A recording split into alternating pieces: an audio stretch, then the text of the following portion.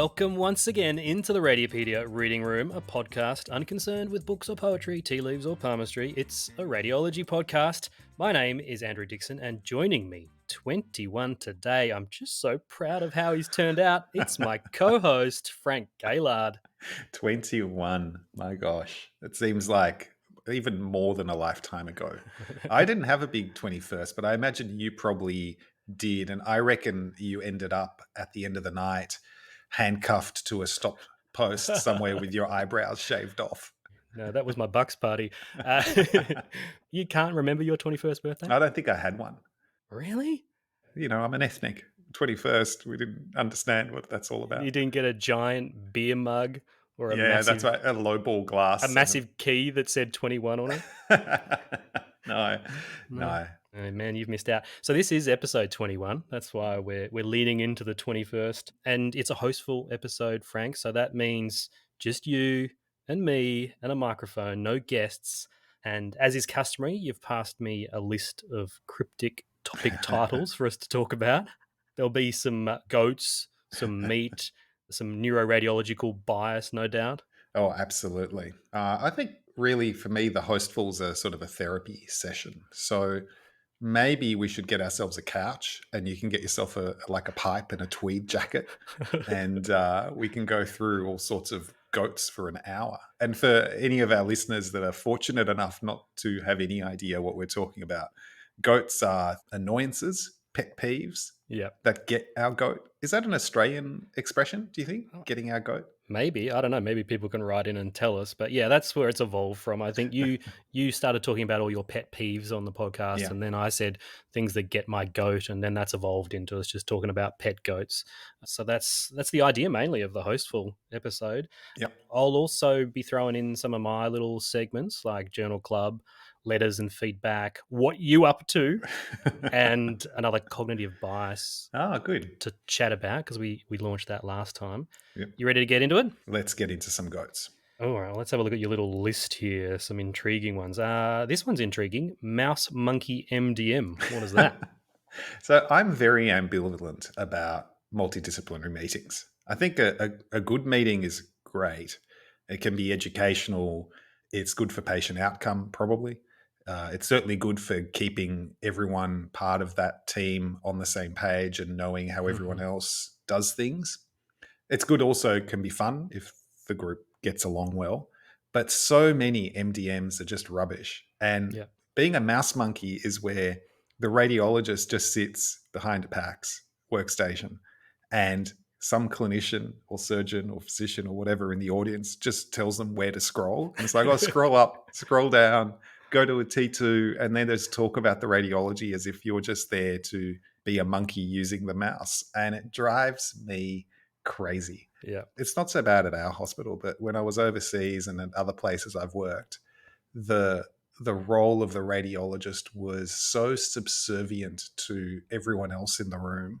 Speak only when spoken to, just move the images. And it not only is it rude and it's probably bad for patient outcome, but it's also just bad for morale of the radiologists who just cope with it. How do you find MDMs? I had this exactly last night. I had to fill in and take the urology meeting. I don't usually take that. I've got no idea about kidneys and bladders and prostates. But I found myself doing exactly that. There was one stage where one of the urologists was like, "Oh, can you scroll up?" And so I scrolled up, and then he's like, "Oh, can you scroll back down?" I scrolled back down, and then he's like, "Oh, the patient's only got one kidney. Did we know that?" And we're like, "Yeah, we all knew that." But I thought like he was going to point out something really important, but no, it was the fact that there was one kidney, which is the whole point of the case. Yeah. It's funny.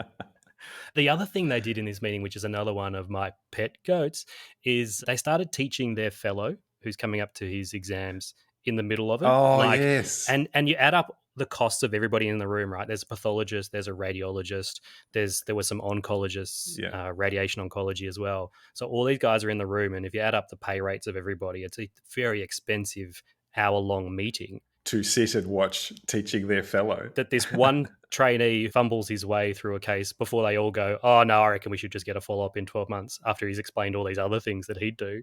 That infuriates me. It's the arrogance, I think, Of Yeah, it's whenever someone in the room thinks that it's more important than everyone else. Yeah.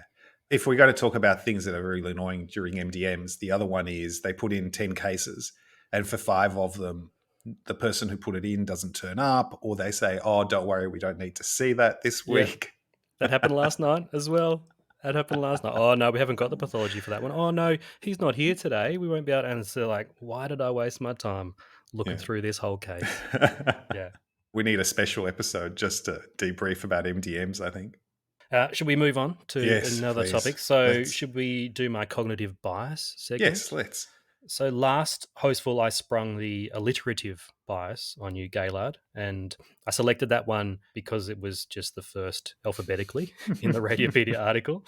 So this time I've skipped down a few just in case you went to the second one and read up about it. Yes, because I'm big for preparing for these podcasts, as you know.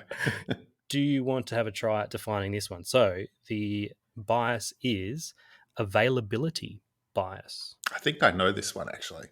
I think the availability bias is to do with your perception of risk and how easily you can think of examples or picture the thing happening influences how likely you think something is. And the classic example would be being eaten by a shark, you would think Hmm. is much more common than being eaten by a hippopotamus because you can picture a shark and you've seen Jaws, but you've never seen a hippopotamus eat Yeah, anyone. yeah, yeah.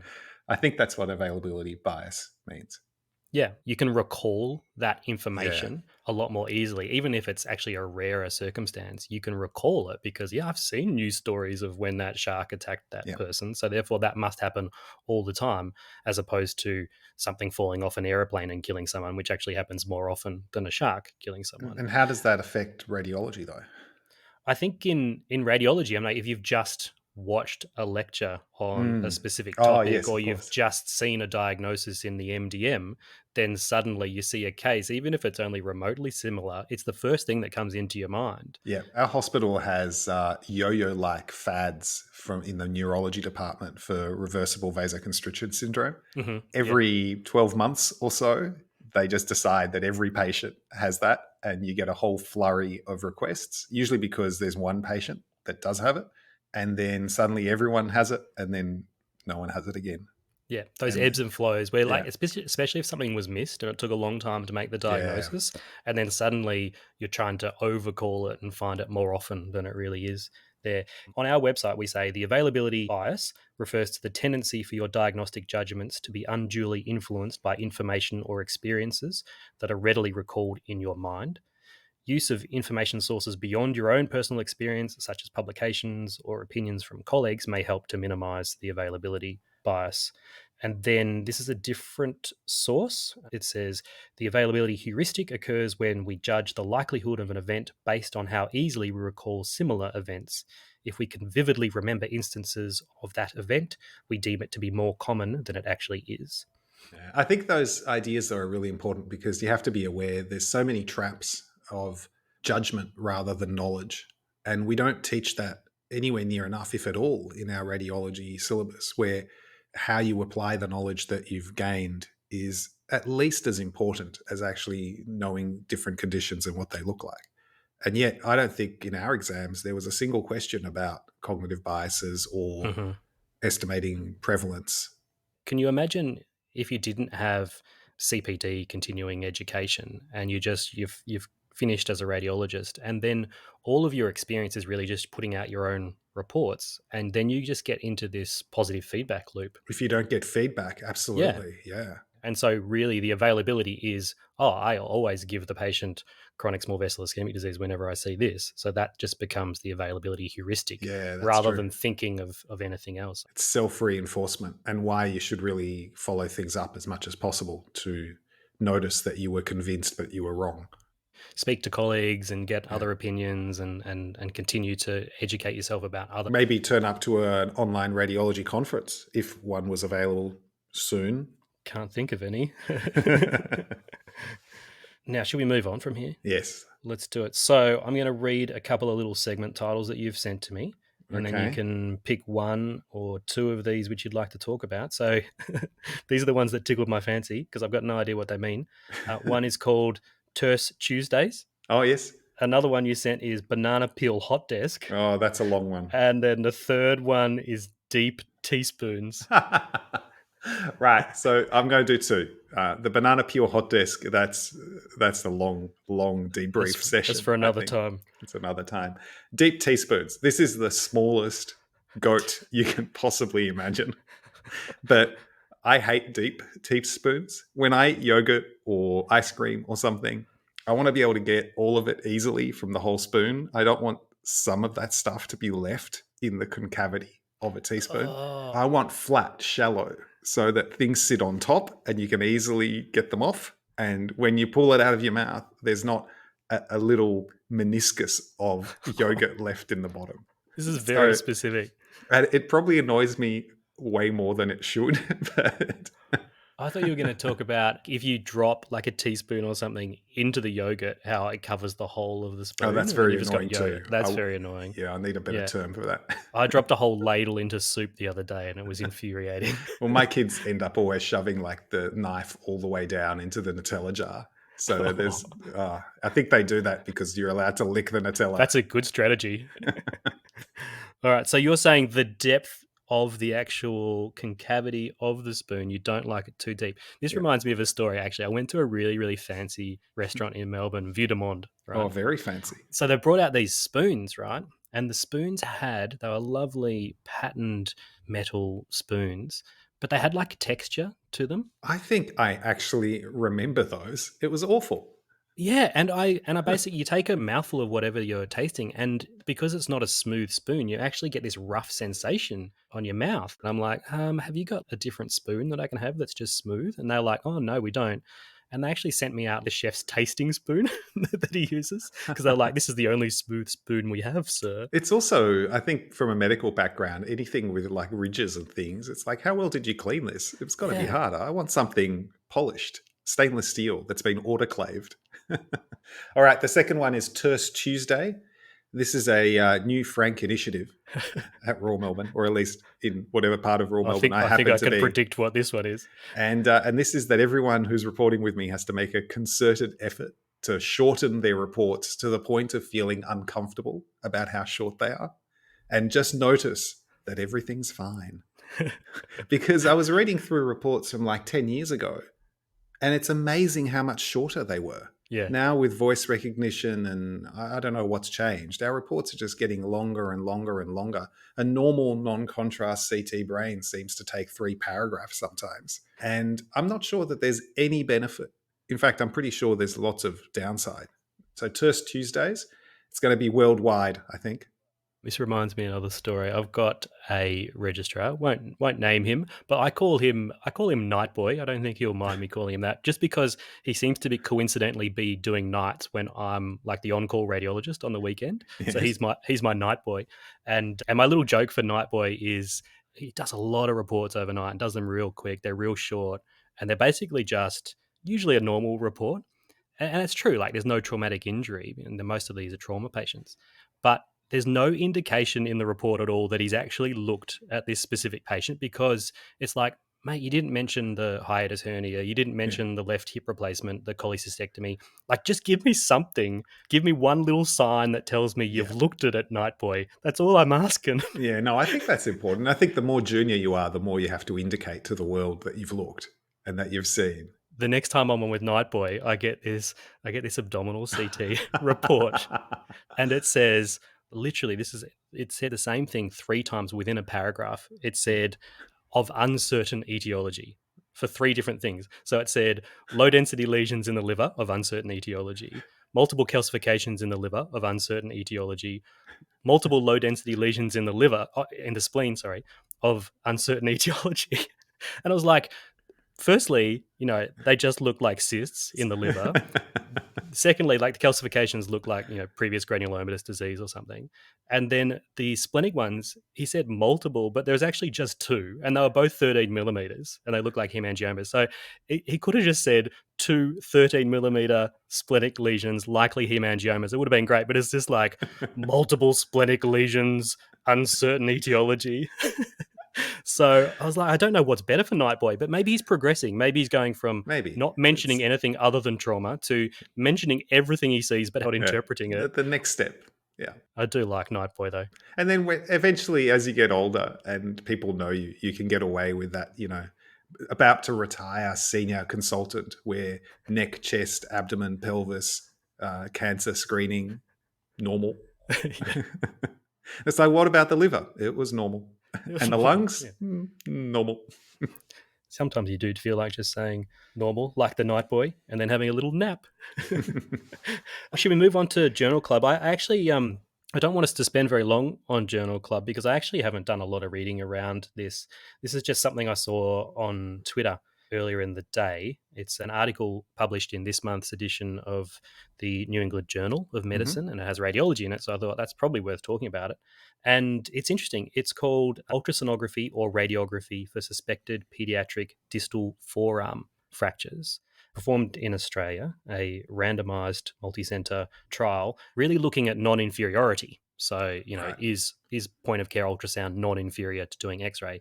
It's for a specific type of forearm injury in children, 15 to 5 years of age. So really looking at, suspected forearm fracture, but there's no clinical deformity evident.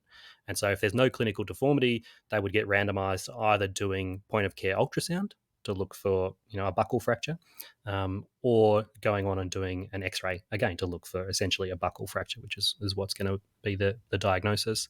And then they followed them up for 4 weeks and 8 weeks to look at essentially the functional outcome. And there was, they showed non-inferiority between the two, which is kind of interesting. I think it's the first time really to kind of look at the use of ultrasound for fracture assessment.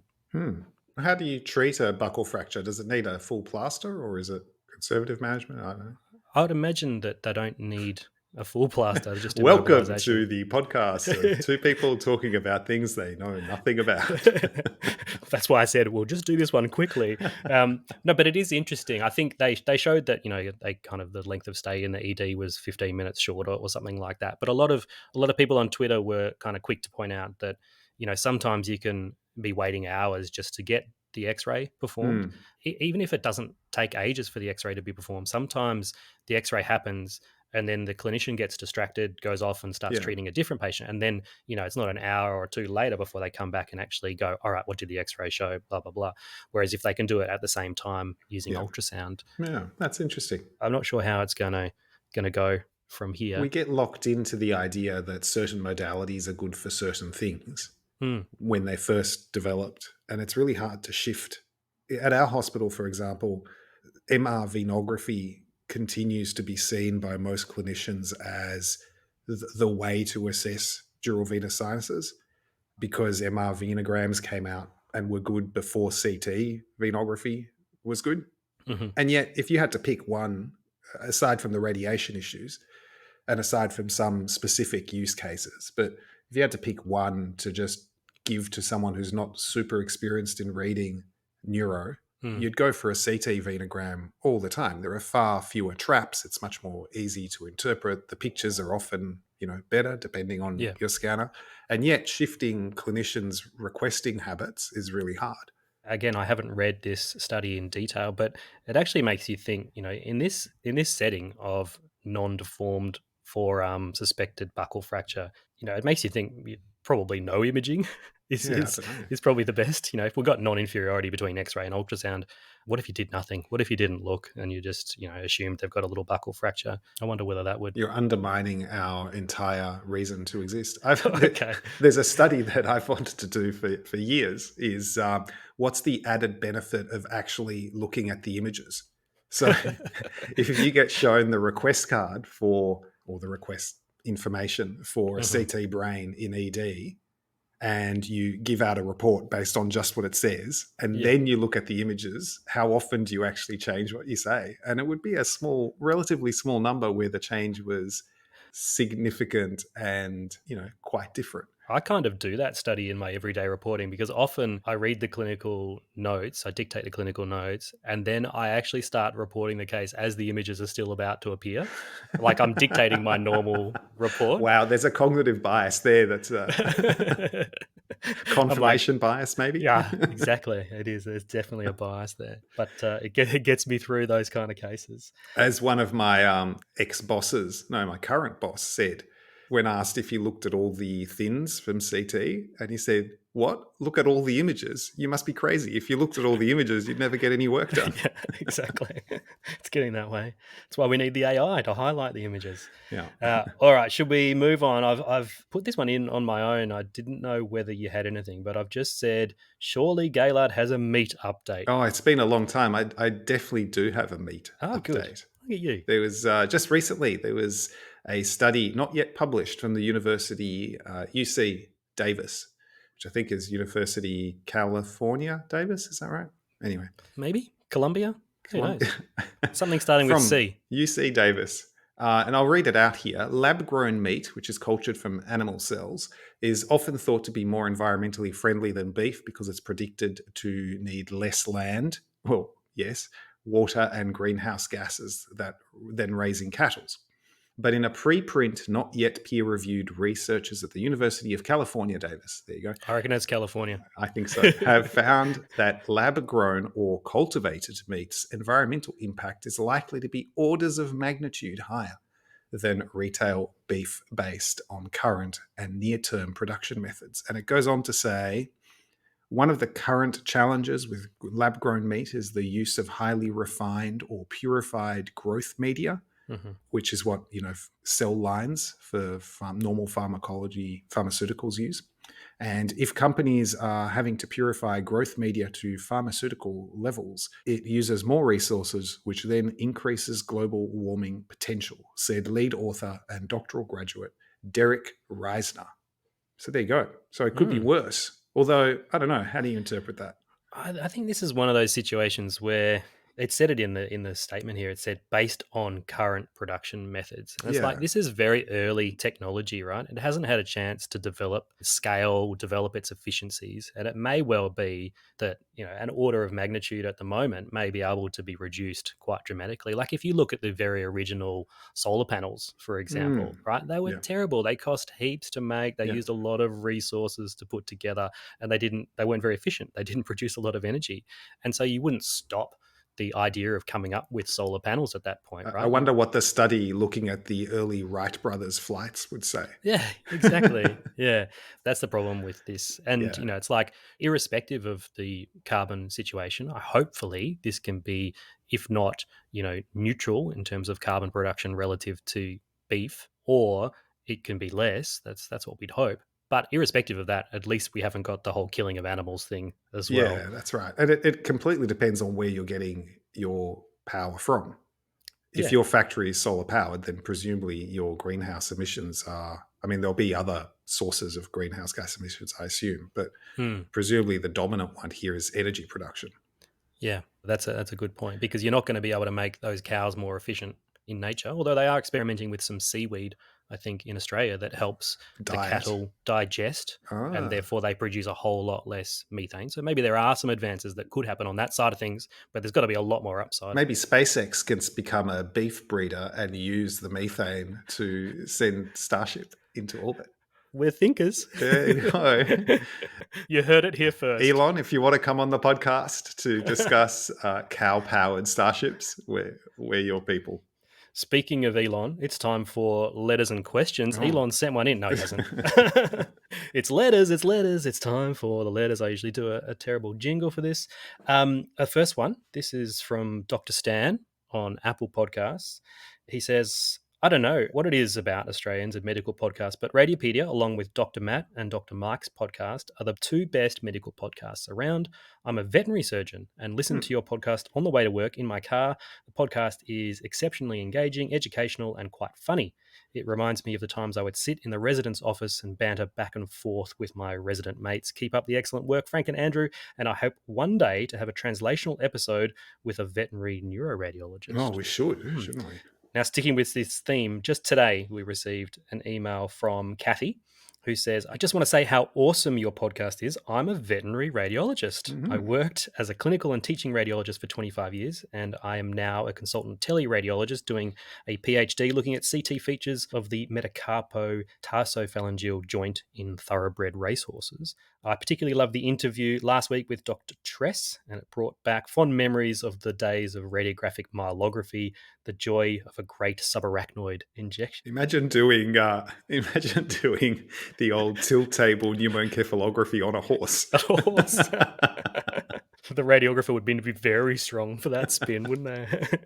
And then she goes on, you may or may not be interested to know that Radiopedia is super popular in the veterinary imaging world, and the International Veterinary Radiology Association meeting is in Dublin, 19 to 23rd of June. She just added in a little promo there at the end. Clever. Very clever. You know, we should get Kathy or someone like Kathy on the podcast I think that'd be great. to talk about veterinary radiology. I reckon that'd be awesome. Another email, this one from Shora. Thanks for your podcast, which led me to buy a new expensive car just to help me better hear your voices while driving. Sometimes I disconnect from the world and come back to ground by other car horns when I found myself lost in my dreams while listening to your stories. Wow. As a newly arrived overseas radiologist, your podcast helps me get familiar with the Aussie culture, habits, and of course, my radiology knowledge. Oh, That's a lovely. good one. Any excuse to get a new car. Yeah. One from YouTube here. I always look forward to the next podcast. I have listened to each one and they are amazing. I got this one from Vikas Shah on Twitter because I thought it was Okay. interesting. Can we have the premium option where Frank Gaillard comes to a house to be a personal bartender? That could be a Patreon I perk. could do Not it. that we have a Patreon. No, but if we did, that could be the top tier. Go into the draw for one night of getting drunk with Frank. You'd probably do it for free, mate. I reckon. Probably would. Yeah, as long as you got to drink as well. I have got a random question here, actually, from Patty.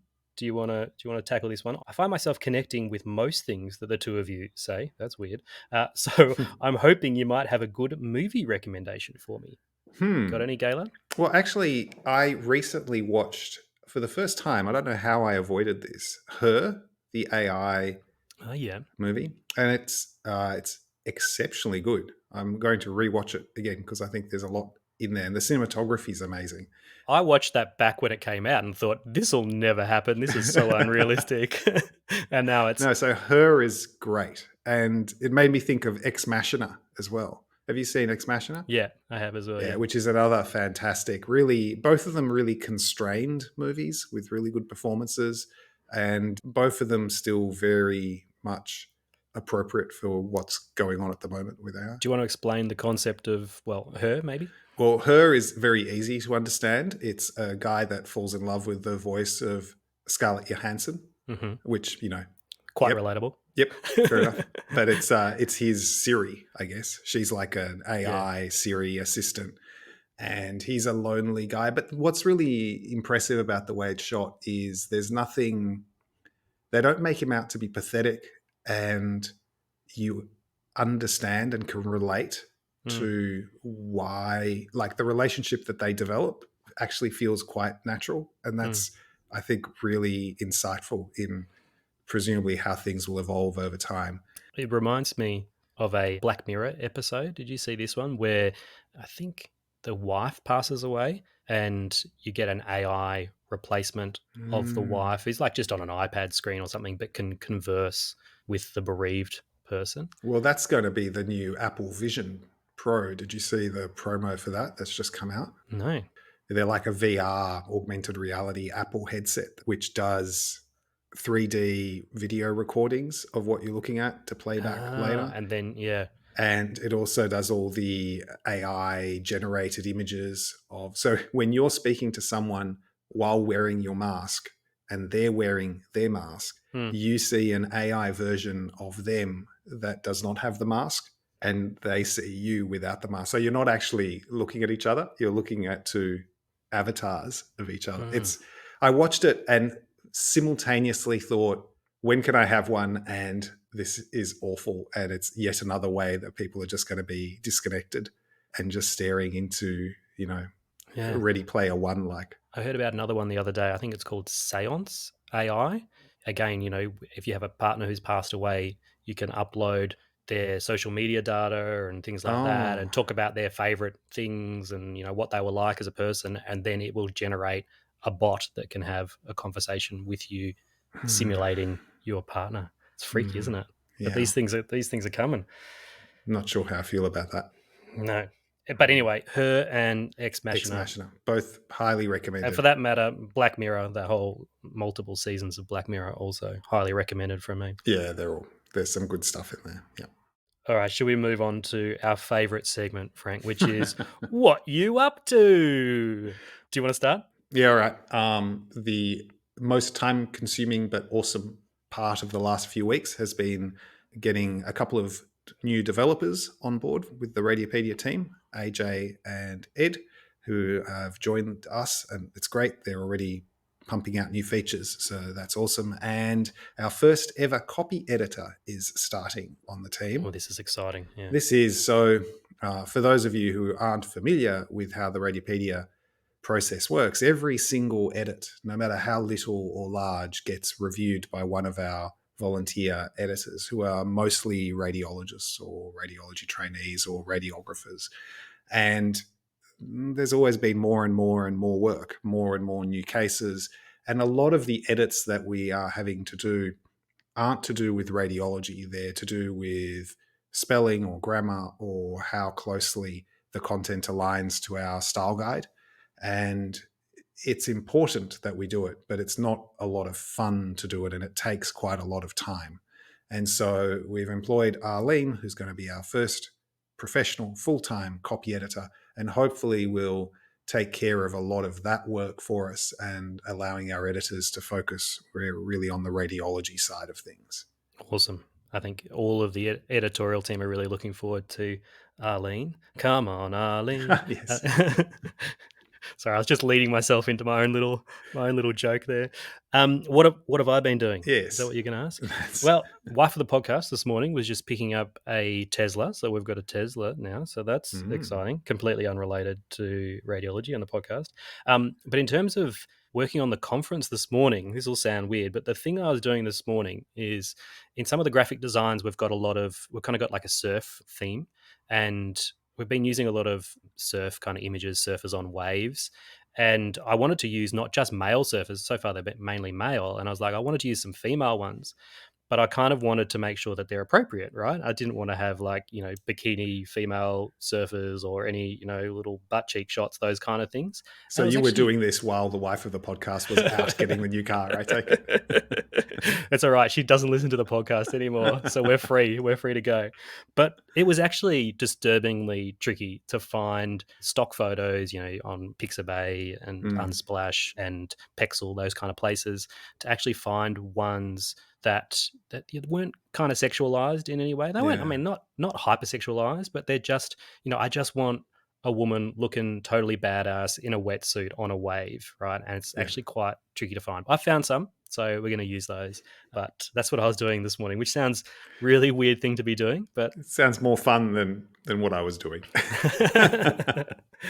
all right, we probably should wrap up this Hostful episode, Gaylard. So how can people get in contact with us? Well, we're at Radiopedia on Twitter and Instagram, as well as at Frank Gaillard and at Dr. Andrew Dixon. And you can email us at podcasts@radiopedia.org with any ideas and feedback. If you've got any good pictures of yourself surfing, that would be great. Send them to me. Always looking for those. And if you want to help support Radiopedia, then you can become a paid supporter via the website or purchase an all access pass to our online courses and our conference. So, this is a great time to do it because the conference is very, very soon. Very soon, yeah. Surf's Up, man. 24 to 28 July. It's a virtual conference, so you won't actually have to surf. But if you wanted, you could very much go away on holidays, do some surfing, and then follow along on your iPad or your laptop whilst you're on your holiday. So that would be the perfect way to enjoy Radiopedia 2023. Yeah. And don't forget that if you do register for the conference or buy an all access pass, not only are you getting access, but you also allow us to make it free to everyone in low and middle income countries. And that's 125 countries at the moment.